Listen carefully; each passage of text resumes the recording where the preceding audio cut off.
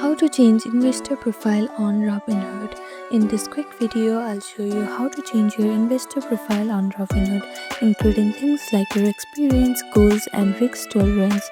Let's get started. First, make sure you have downloaded Robinhood on your phone. If you're an iPhone user, you can download it from App Store, and if you're an Android user, you can download it from Play Store. After that, click on search bar and open Robinhood app. And make sure to log into your account. Next, tap on profile icon, which is on bottom right corner. Then click on this three line on the top left corner and click on settings.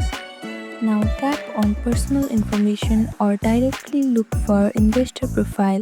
Depending on your account, you may need to select a specific section like trading experience or investment objectives. Now update any sections you like, such as trading experience, goals, or risk level, and hit save when you are done. If you don't see an option to edit or need help updating something, you can always message Robinhood support from the help section. Go back and here you'll see this Robinhood support option. Click on it and click on help center and explain your issue there.